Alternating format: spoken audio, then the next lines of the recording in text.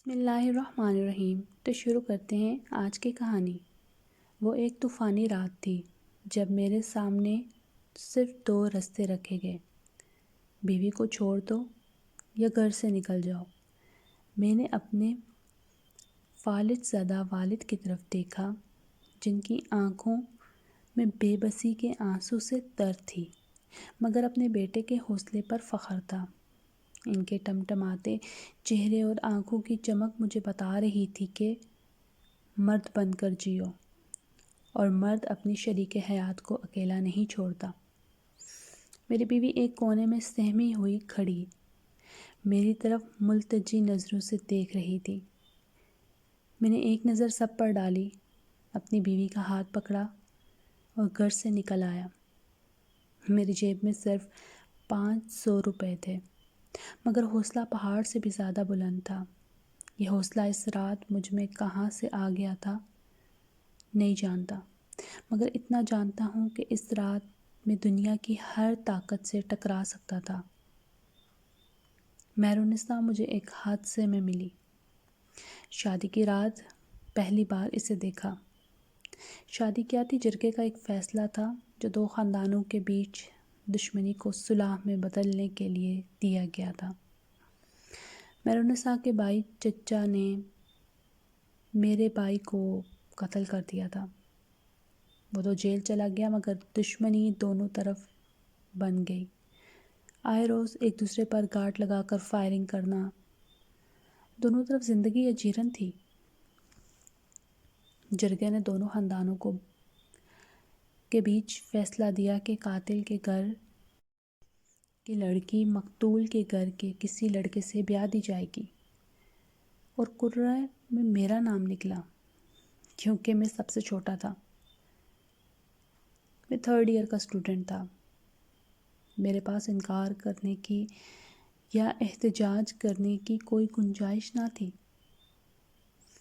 دبے لہجے میں احتجاج کیا، مگر مجھے سب ایسے دیکھ رہے تھے جیسے میں دنیا کا سب سے بڑا بے غیرت انسان ہوں۔ گھر میں خوشیاں منائی جا رہی تھی کہ دشمن کو منہ کی کھانی پڑ رہی ہے۔ ان کی عورت ہمارے گھر آئے گی۔ اب وہ ساری عمر ہمارے سامنے آنکھ اٹھا کر بات نہیں کر سکے گی۔ جہالت اور کسے کہتے ہیں؟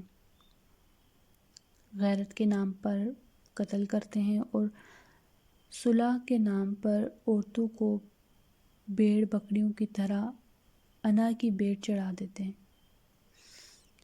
خیر نکاح ہوا اور مجھے اس کے کمرے میں بھیج دیا گیا۔ سادہ سے لباس میں ایک کٹری نما سی لڑکی چارپائی پر خود کو چادر سے پوری طرح ڈھانپ کر بیٹھی تھی۔ عجیب سی کیفیت ہو رہی تھی، جیسے میں چل رہا ہوں۔ نکاح کیسے ہوا؟ مولوی نے کیا کہا؟ میں نے کیا جواب دیا؟ کچھ بھی تو یاد نہیں تھا۔ دل بجھا بجھا سا تھا، کوئی خوشی، کوئی امنگ، کوئی جذبہ، کچھ بھی موجود نہیں تھا۔ اب بیڈ پر بیٹھی اس گٹری کو دیکھ کر مزید وحشت ہو رہی تھی۔ یہ کیا؟ میرے سر مونڈ دیا گیا۔ میں ایک تجسس لیے اس کے بیڈ پر ایک کونے پر بیٹھ گیا۔ میں نے گلا کھنگار کر پوچھا، کیا نام ہے تمہارا؟ اور اچانک اس نے چادر ہٹا کر میری طرف دیکھا۔ اس کے دونوں ہاتھ جڑے ہوئے تھے، چہرہ آنسوں سے پورا تر تھا، کہ گائے ہوئے لہجے میں کچھ بول رہی تھی۔ مجھے مت مارو، میں نے کچھ نہیں کیا۔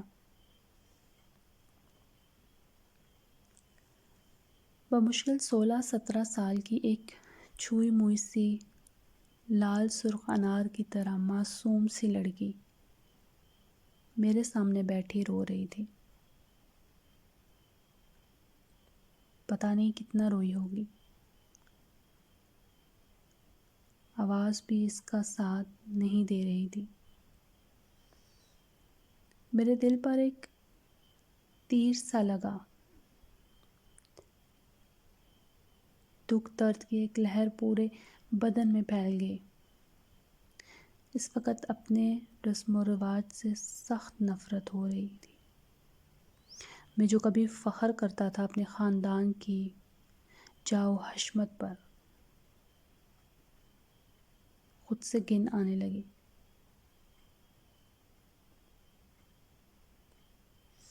میرے سامنے کوئی بھیڑ بکری نہیں، ایک جیتا جاگتا انسان تھا۔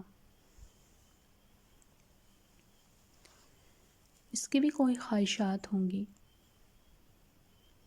زندگی سے، اس نے بھی بہت کچھ مانگا ہوگا۔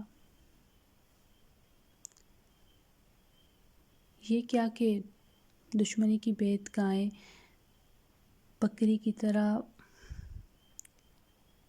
ان کے چرنوں میں بلی چڑھا دی جائیں۔ وہ پوری طرح کانپ رہی تھی۔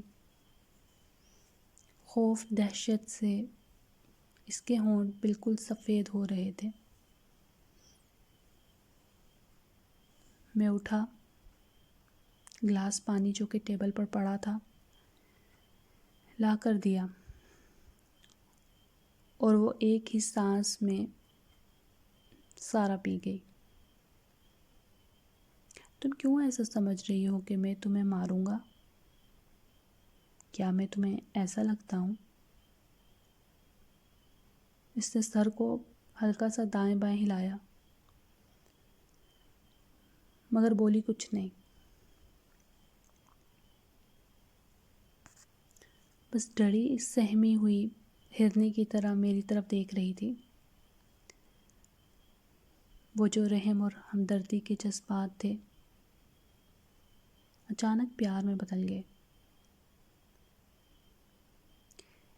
اس معصوم سی لڑکی پر بہت زیادہ پیار آیا۔ مجھے سمجھ نہیں آ رہی تھی کہ کیسے اس کا ڈر ختم کروں۔ وہ رات گزر گئی۔ صبح میں جلدی اٹھ کر باہر چلا گیا، مگر مجھے معلوم تھا کہ اس پر کیا گزرے گی سارا دن۔ میں پہلی بار سارا دن بالکل خاموش رہا، کسی چیز میں دل نہیں لگ رہا تھا۔ رہ رہ کر اس معصوم سی لڑکی کا خیال آتا کہ پتہ نہیں اس پر دن بھر کیا بیت رہی ہوگی۔ بس رات کا انتظار تھا۔ سارا دن مٹر گشت کر کے رات گھر آیا تو اسے کچن میں برتن مانجتے ہوئے پایا۔ میں خاموشی سے اپنے کمرے میں چلا گیا۔ رات وہ آئی تو اسے دیکھ کر دل خوش ہو کر رہ گیا۔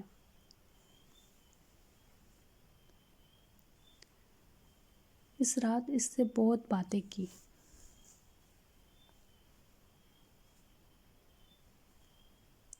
بہت معصوم تھی، بہت تسلیاں دی، بہت سمجھایا۔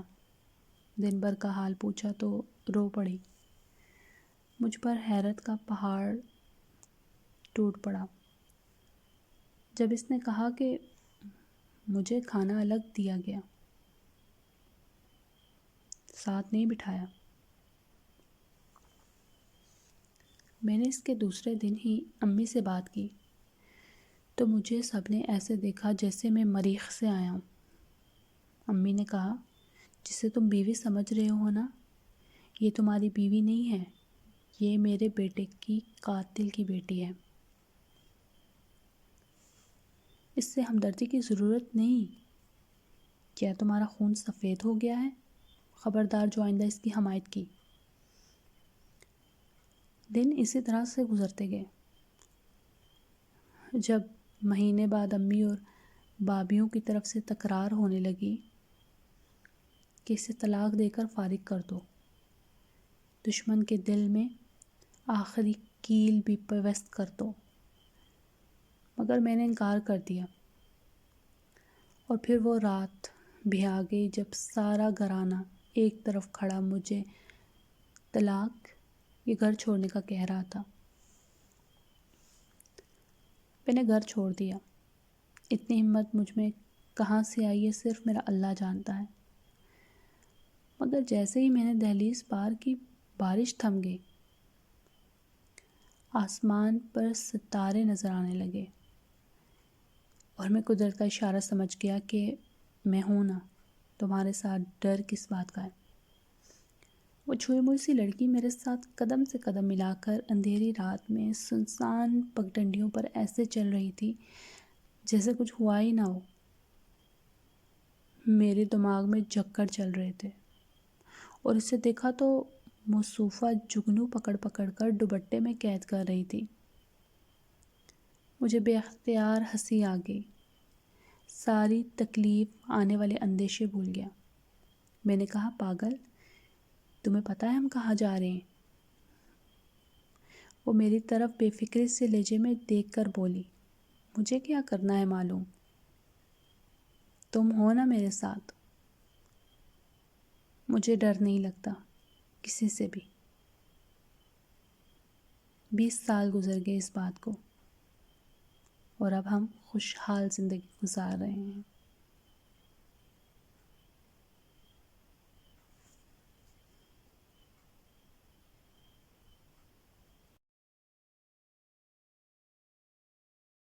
اگر کہانی پسند آئی ہو تو لائک کریں، شیئر کریں، KJ وائس آفیشیل کو سبسکرائب کریں اور بیل نوٹیفیکیشن کو آن کریں تاکہ آپ کو ہماری نئی آنے والی ویڈیوز ملتی رہیں۔